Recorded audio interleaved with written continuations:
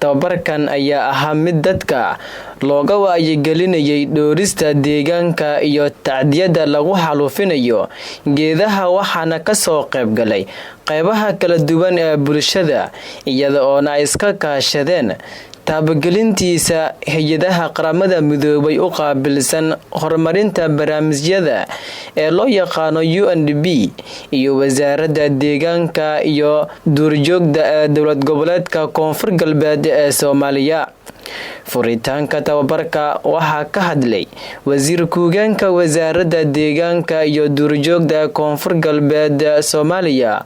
oo kasoo qaybgalayaasha u sharaxay muhiimadda seminaarkan u leeyahay bulshada iyo sida ay muhiim ugu tahay ka qaybgalayaasha saacadaha ay joogaan casharada la siinayo si ay ugu dambeyntii ugu helaan fikrado ay wax kaga bedeli karaan xaalufka dhirta ee lagu dhigayo dhuxusha. dhirta hal ilaaliyo dhirtu waa nolosha bini'aadamka nolosha bini'aadamka waa dhirtu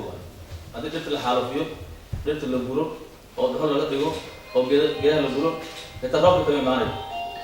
roobka daba yaraan xoolihii waxay cunayaan oo ma helayaan markaan dhirta aan ku dadaalno sidii dhirta loo ilaalin lahaa waxaan isku ognahay dhirta inaan ilaalino waxaan isku ognahay dhirta in la ilaaliyo oo waxay iska saaqo gaar guud ahaanteena maadaama bulshadii aan ka koobannahay qaybada kala duwan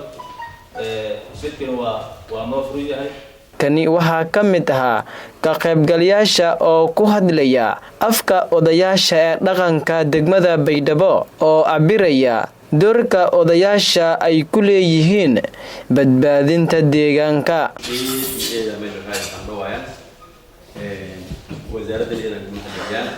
maadaama iyo hadal hayta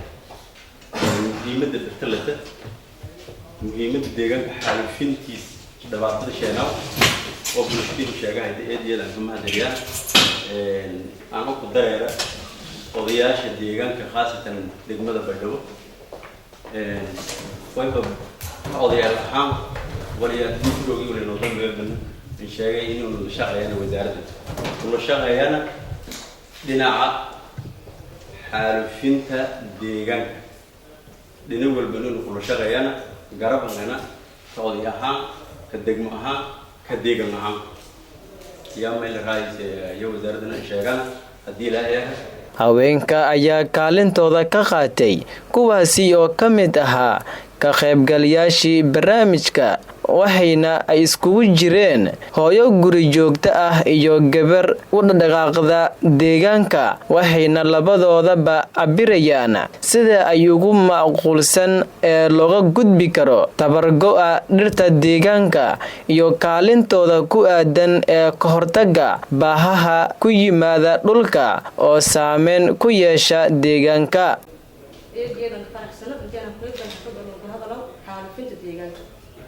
حالو بلا مسؤولية ديال الحكومة ما شاء الله أنت برشلونة وعي كبير أيضا فرح سنة مرور بالنسبة لمير الرئيس الجيران في وزارة السيدة والعطر ذلك ربنا نودر أيضا كمان نجانا مرة ما جينا سد هذا ذلك مرندر يرى لنا تيجي كذا إن شاء الله ونحن دي ونحن قبل أقولين في ومير الرئيس الجيران تام بينهم ما يبقى بنا قاعدة إن شاء الله شدوا مرشح وزارة الشقة يقولون mid ka mid ah xubnaha dhalinyarada degmada Baydhabo ayaa sidoo kale ka adeeyay halka seminaarka uu ka socday oo ahayd xarunta wasaaradda ayaa tibaahay talooyin waxtar u leh deegaanka isaga oo na dhalinyaro ahaan soo jeediyay inuu hadii la fuliyo taabigelin kara ahdaafta uu hambaarsan yahay barnaamijkan. إنما معنا هذا وعدين سأو كلام مركز بالجودة ونون هذه النجارة لا شغيان وسهرة سقوا يسقاب عن شغيان صوته وسهرة ما يبقى شغيان سمعنا هذا بريء الودنك يو بيرست معنا درت ويبقى كهرب تجاسة دبعت الديجان كمرك معنا الإسلامين تيسا كهرب تجاسة ويبقى القرآن قاعدة كوبعين الديجان يو درت بريء الودنك كمرك معنا الديجان هذا انكسر كونفرق البديع القرآن قاعدة wasiirka wasaaradda deegaanka iyo duurjoogta ee koonfur galbeed Soomaaliya Ali Isxaaqa Umar ayaa gabagabadii seminaarka hadal ka soo jeediyay marka hore amaanay sida wanaagsan qaybaha bulshada uga soo qayb galeen tababarka seminaarka iyo dulqaadka ay ku yeesheen saacadihii ay fadhiyeen wuxuuna kula dardaarmay in ay hirgeliyaan dhammaan duruustii ay faa'iideen ugu yaraan ay gaarsiiyaan qaybaha bulshada ay matelaan si kor uga kacdo heerka ka warqabka iyo ilaalinta deegaanka bulshada kuwaasi oo u baahan ilaalin iyo dhooris si loo helo deegaan badqaba.